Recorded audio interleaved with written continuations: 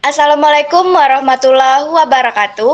Halo semuanya, kami dari kelompok 5 akan mendemonstrasikan simulasi pembelajaran daring untuk mata pelajaran Bahasa Indonesia kelas 8 SMP. Video ini dibuat untuk memenuhi tugas akhir pembelajaran daring. Sebelumnya, izinkan kami memperkenalkan diri terlebih dahulu. Saya Rizky Handayani dengan NIM 24101162200336 dengan rekan Saya Hadayana Syafadiyah dengan NIM 24101162200225. Saya Tasya Ramadhani dengan NIM 24101163200013. Saya Sulistia dengan NIM 24101163200007. Saya Kencana Siombing dengan NIM 24101163100006. Perkenalkan, nama saya Raden Raffi Prabendaru dengan NIM 24101163100008. Pada video kali ini, kami akan mendemonstrasikan simulasi pembelajaran daring untuk mata pelajaran Bahasa Indonesia kelas 8 SMP. Di sini, kami menggunakan Google Classroom sebagai platform Learning Management System atau LMS utama kami. Mari kita simak bersama. Sekarang, kita sudah berada di halaman beranda atau forum Google Classroom. Bisa kita lihat di sini nama kelas sudah tertera dengan jelas. Pada bagian ini, guru juga telah menyematkan aturan kelas yang wajib ditaati. Siswa diwajibkan untuk mengisi presensi kehadiran, mengikuti diskusi di kolom komentar dengan sopan, serta mengumpulkan tugas tepat waktu. Di halaman ini, semua instruksi dan petunjuk pembelajaran dibuat secara beruntun, mulai dari langkah awal hingga akhir. Hal ini dirancang agar siswa dapat belajar secara mandiri di rumah tanpa kebingungan mengenai apa yang harus mereka lakukan terlebih dahulu. Halo, saya Tasya Ramadhani. Kita masuk ke menu tugas kelas atau classwork. Di sini materi pembelajaran telah disusun secara sistematis menggunakan fitur topik. Struktur dimulai dari pengenalan materi dasar, pemberian contoh, dan latihan soal. Alur ini dibuat untuk mempermudah siswa memahami materi secara bertahap. Lalu, untuk mendukung pembelajaran daring ini, kami mengintegrasikan dua aplikasi tambahan. Pertama, kami menggunakan YouTube. Video pembelajaran singkat dari YouTube disematkan untuk membantu siswa memvisualisasikan materi teks persuasif, misalnya ajakan atau mengurangi pemakaian plastik sekali pakai. Lalu yang kedua, kami menggunakan Quizzes.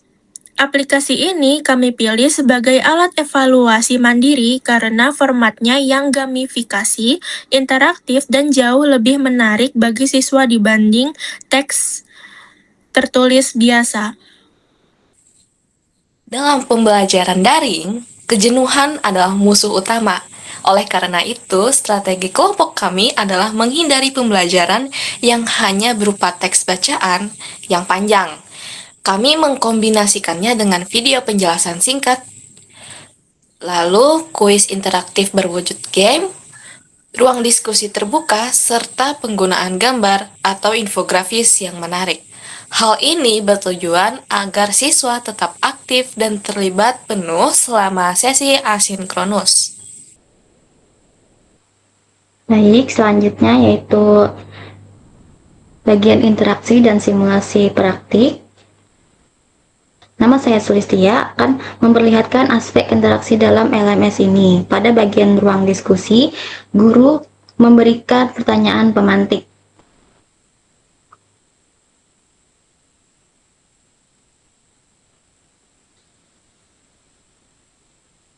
Contoh pertanyaan pemantik di sini ada, kalian tentu sering melihat iklan atau ajakan di media sosial. Menurut kalian, Mengapa ajakan tersebut dibuat menarik dan bagaimana cara menyampaikan ajakan yang baik agar orang lain tertarik mengikuti atau melakukan sesuatu yang kita harapkan. Di bawahnya kita bisa melihat simulasi jawaban siswa. Misalnya, di sini ada jawaban dari Hadaya Naswa Fadia. Ia menjawab, cara menyampaikan ajakan yang baik adalah dengan menggunakan bahasa yang jelas, singkat, sopan, dan mudah dipahami, juga harus disertai alasan yang dapat meyakinkan orang-orang. Interaksi dua arah seperti ini tetap menghidupkan suasana kelas. Selanjutnya, yaitu penugasan. Untuk penilaian keterampilan, guru memberikan tugas dengan instruksi yang jelas. Pada bagian ini, terlihat aktivitas guru dalam Google Classroom. Guru membuat dan membagikan tugas kepada siswa dengan melengkapi judul. Tugasnya yaitu buatlah sebuah teks persuasif sederhana dengan tema menjaga kebersihan lingkungan sekolah sebanyak 1 paragraf, terdiri dari 5-7 kalimat. Perhatikan penggunaan kalimat ajakan, alasan yang mendukung, dan bahasan yang santun serta meyakinkan. Serta batas waktu pengumpulan.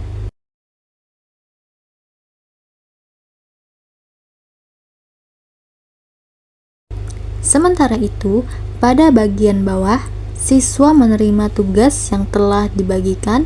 Siswa membaca instruksi, kemudian mengerjakan sesuai ketentuan, lalu mengunggah hasil pekerjaannya ke Google Classroom. Setelah tugas dikirim, guru dapat melihat daftar siswa dan jumlah siswa yang telah mengumpulkan tugas.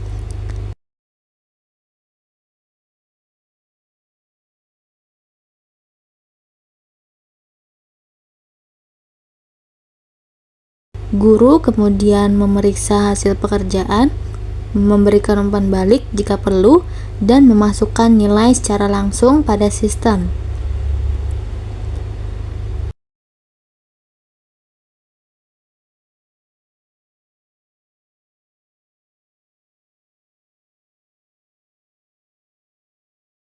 Nah, pada sisi siswa, setelah proses penilaian selesai, siswa menerima notifikasi bahwa tugas telah dikembalikan oleh guru. Siswa dapat melihat nilai yang diperoleh serta membaca komentar dan saran yang diberikan untuk memperbaiki hasil belajarnya. Setelah selesai membahas tentang Google Classroom ya teman-teman. Nah, di balik semuanya itu, terkadang juga ada kesulitan di dalam pembelajaran online atau bisa bilang daring. Nah, bagi teman-teman yang dulu angkatan 2020 pasti paham lah kenapa bisa ada kesulitan di dalam pembelajaran daring. Nah, di sini ada 3 kesulitan yang biasa dihadapi oleh guru dan siswa ketika dalam pembelajaran daring. Nah, hambatan teknis adalah hal yang lumrah dalam pembelajaran daring, teman-teman. Oleh karena itu, kelompok kami menyiapkan beberapa langkah antisipasi. Yang pertama ada kendala kuota atau kehabisan kuota. Bagi teman-teman yang kuotanya ada banyak, pasti pernah minta hotspot ke temannya untuk pembelajaran online, tapi nggak apa-apa. Itu memang terkendala ekonomi juga nggak masalah. Nah, di sini guru mengompres materi presentasi menjadi file PDF atau bisa dibilang offline yang sangat ringan untuk diunduh bagi siswa dan juga bagi yang mengajarkan seperti guru.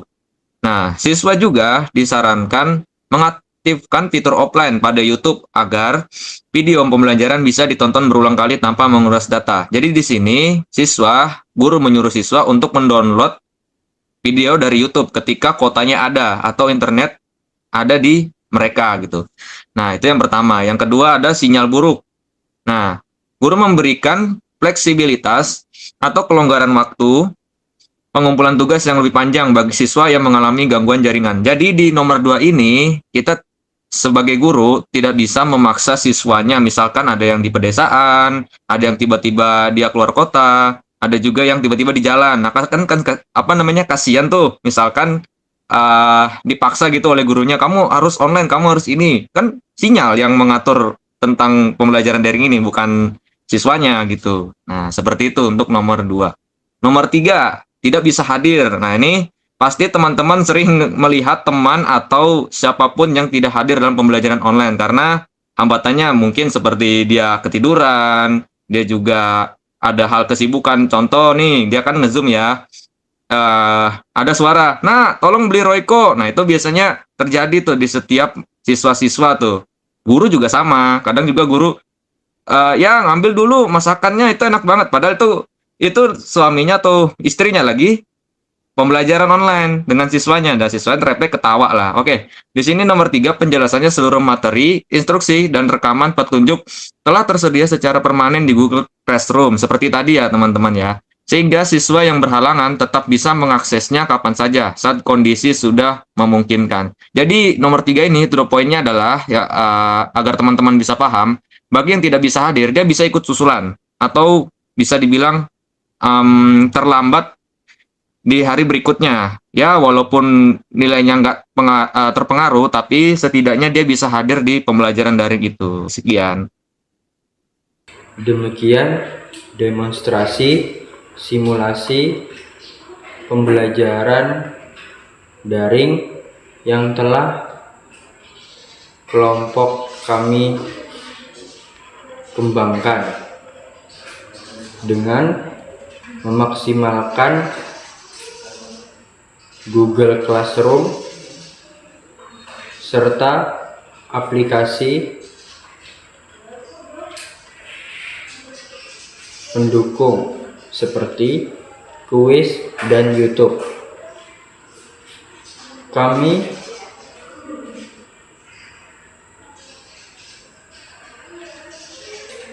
membuktikan bahwa pembelajaran jarak jauh tetap bisa berlangsung secara menarik, efektif, dan inklusif. Terima kasih banyak atas perhatian Bapak Ibu dan teman-teman sekalian. Mohon maaf atas segala kekurangan.